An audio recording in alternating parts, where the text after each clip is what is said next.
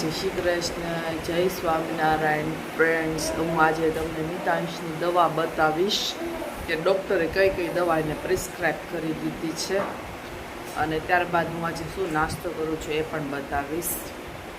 આમાં છે વેફર, ઘરની હોમમેડ હું ખાઉં છું. ત્યારબાદ મિતાંશની દવા આપણે જોઈ લઈએ. ડ્રોપ્સ છે પેરાસિટામોલના, તમે જોઈ શકો છો. આ છે એ આપવાના સવાર બપોર ને સાંજ. આપણે છે ને 20-20 ટીપા એટલે 5-5 ml આપવાના, ડૉક્ટરે કીધું છે. એટલા પહેલાં 7-7 લખ્યા હતા, પણ 7-7 છે ને આ જૂની દવા હતી, પણ હજી ચાલે એમ હતી, અને 2026 લગી ચાલે એમ છે. એટલા માટે ડૉક્ટરે કીધું પહેલાં આ દવા તમે પૂરી કરી નાખો, પછી છે ને હું તમને નવી દવા લખી દઈશ. એટલા માટે આ દવાથી મિતાંશનો તાવ મટી જાય છે. આ કફ અને કોલ્ડ ડ્રોપ્સ પણ છે, તમે જોઈ શકો છો. આથી મિતાંશને સારું રહે છે.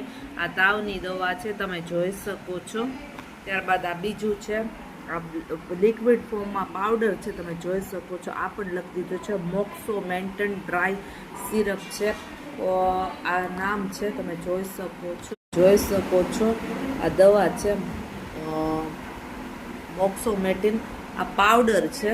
આ પહેલાં ગરમ પાણી કરવાનું, ન શેકવું ગરમ પાણી, પછી એને ઠંડુ કરી પછી આ પાવડર એડ કરી દેવાનું, અને પછી આ 3 દિવસમાં જ યુઝ કરી દેવાનું પાવડર ફોર્મ, અને પછી છે ને મિતાંશને આપી દેવાનું. જે આપણે ડિસ્ક્રાઇબ કર્યું છે એવી રીતના પાવડર ફોર્મ હોય એવી રીતના યુઝ કરવાનું. પછી આ યુઝ થઈ શકે નહીં.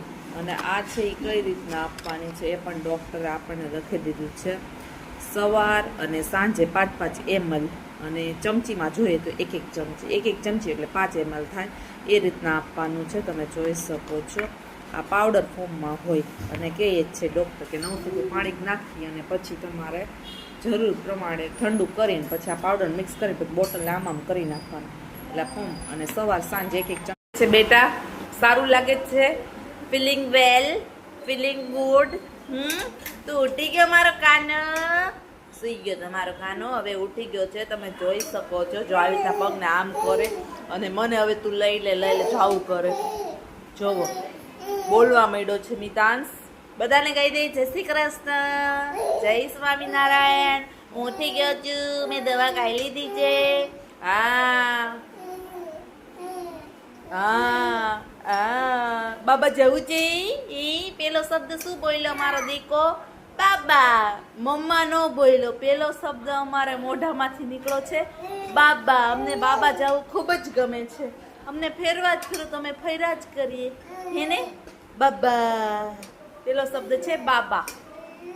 હા દીકા.